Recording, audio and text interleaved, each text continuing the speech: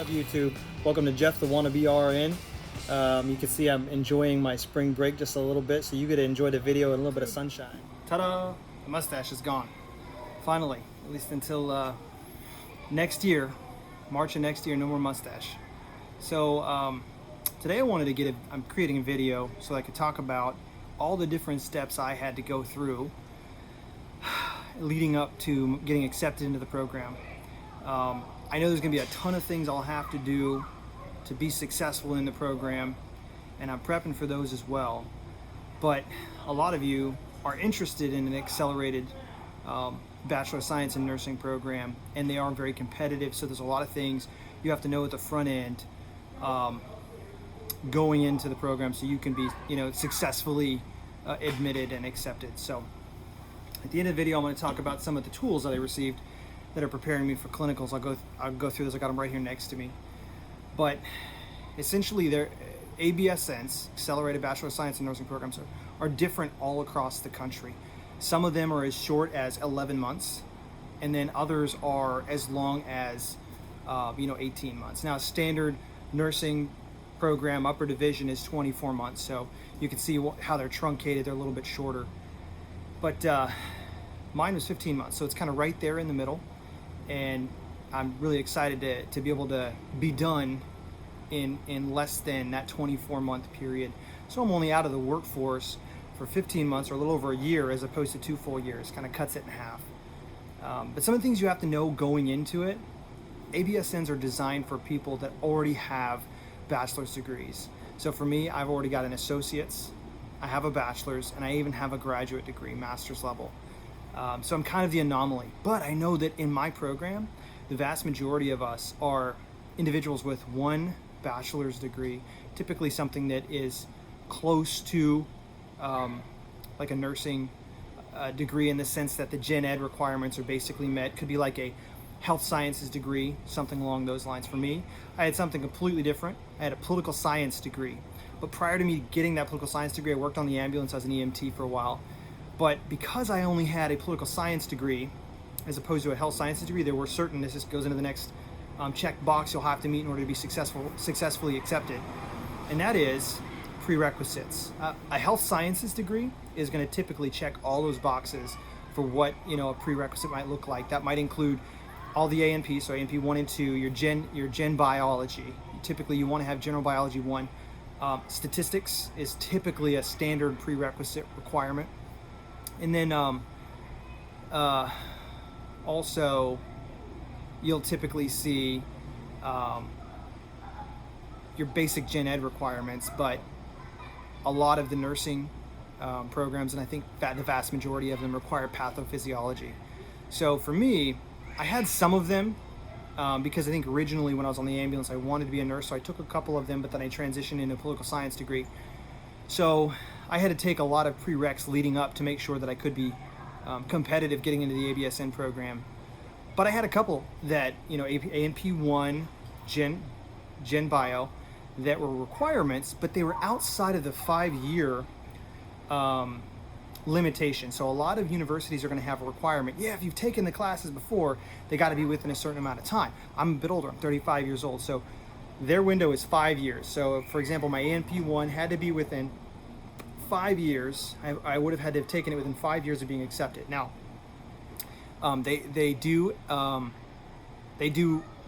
accept letters that explain why it's so far out, and occasionally they will waive those requirements. And that's what happened with me. I wrote a very detailed letter explaining the reasoning for there being such a gap between the time I took A&P 1 and Gen Bio 1 and now finally getting into a nursing program, which included going into intel school for the military, commissioning as an officer, a maintenance officer in the Air Force. I was a pilot for a minute. So some of those things just took a lot of time, and so it pushed the length of time. I wrote the letter, they sent it up to the dean of that particular department, and I was approved to get A&P 1 waived and general biology 1 waived. And so that allowed me to save a little bit of time and money. I only had to take the Pre-Reqs, A&P 2, statistics, and I think I had to take child psychology as well. But I got those knocked out. But keep in mind, some universities do allow waivers like that. So if you're in that situation, take a look at that first. The other thing that a lot of people don't realize right now, and you can use this, take this to your advantage, and that's that nationwide universities are struggling to fill their admissions quotas. I don't know for a fact that this benefited me, but I feel like it might have. So, right now, whether it be an average school in California or an average school in Georgia, like the one I'm attending, Valdosta State University, their admissions numbers have dropped. Many, many, many of them. Setting aside Ivy League schools, most school admissions numbers have dropped. So maybe that's an opportunity for people who are interested and who maybe don't have the best GPA, from their existing degree. Maybe this is an opportunity for you to jump on board. For me, my GPA was a 3.48. I don't know where everybody stands, so I don't know if that's a good GPA or a bad GPA, but I do know some of my peers had higher GPAs. They're up in the 3.75, 3.8. So definitely do good on your GPA. Make sure you have a solid GPA. So I went into the GPA just a little bit, but I wanted to talk about one other thing that's typically required when you're getting into an ABSN program, and that is the HESI exam. You have to take it, and it varies from university to university. Valdosta State University, where I'll be attending, their requirement is that you take the grammar, vocab, and general knowledge, reading comprehension, basic math, and A&P 1. That's 5 categories. You have to take those. And I consider myself to be a pretty intelligent person, but A&P was definitely a struggle for me to get a decent score on. Grammar wasn't too difficult. Vocab and general knowledge, nailed it, crushed it, right? And then reading comprehension, pretty thorough, much like you were taking an SAT. And then the basic math, you need to know that algebra. And then, of course, it's full of basic math computation. So, dividing big numbers, multiplication, things like that. But yeah, so for me, I focused really hardcore on the A&P because it's a small number of questions, and they're pretty difficult questions. So every question that you answer wrong is very impactful on your final score. But right now you have an opportunity, I think, that you might not in other categories. But here's another layer to that, an area, not just the GPA, but and the admissions rates, but also here's the thing that might potentially attract many people into the ABSN programs, and that's the fact of you're pretty much guaranteed a job if you can make it through a nursing program. Even now, I haven't even officially started the program. I've been accepted, and I've got my scrubs, and I got the tools, which I'm going to show you shortly. But I've not actually jumped into the program, and just this morning I got offered a job, and they said, as long as you successfully complete the program, we will have a job for you. And that, I think, a lot of that boils down to the fact that there is a nationwide nursing shortage. Forgive me, I'm having an adult beverage because I'm on spring break right now. You can see the palm trees and stuff behind me. After I'm done here, I'm going to the beach. I'm trying to enjoy life a little bit before I drown in my nursing classes in the next couple of weeks. But not only will the jobs be there, but there's rumors. I've been talking with my buddy who I'm going to interview in one of the coming episodes. He's a nurse. He's been a nurse for years. And he's saying that right now, people that are coming out of nursing school can be really choosy about what job they want because of the shortage. So that's something that might reel people in as well. But let's take a look at these cool tools. Huge bag. It's a requirement in the ABSN program. And it's got all the basic stuff you would expect you'll need in clinicals, right? I had to get nursing liability insurance because I'm actually going to be doing things that impact human lives. So I need to have insurance, and some of the stuff in this bag are going to allow me to do that. The basics, right? You got to be able to monitor vital signs. So we got a blood pressure cuff or a sphygmomanometer. Yeah, I think I'm saying that correctly. It's been a while since I had to use these on the regular, but I got that.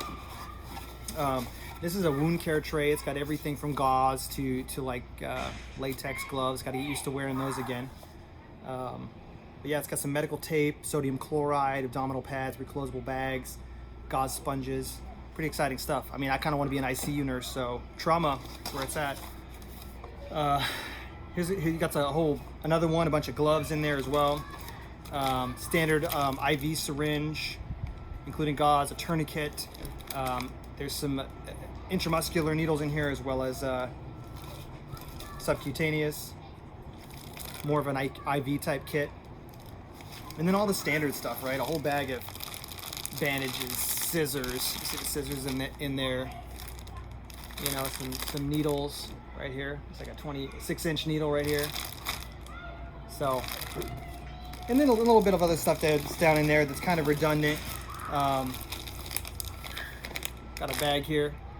Pretty exciting stuff. Can't wait to, you know, put this stuff into action. I think probably one of the worst learning curves is going to be getting back into making sure I can give that, you know, put a nice IV in there without, you know, sticking people too many times. I know patients hate that, right? Patients hate the new guy, and I'm going to be the new guy for a little while. So anyway, that's in a nutshell. And as I mentioned, I have a video coming up in the near future where I'm going to be talking with my childhood best friend. He's a nurse, and he's going to answer some tough questions about nursing school and what I can expect, not only in nursing school, but as a male nurse. And I kind of want to reel in on that stuff because I think there's a lot of male nurses out there, and, you know, I want to have that conversation. So, but don't forget to like and subscribe. Thanks for listening. Thanks for taking the time. I appreciate you following me on my journey, and see you in the next video.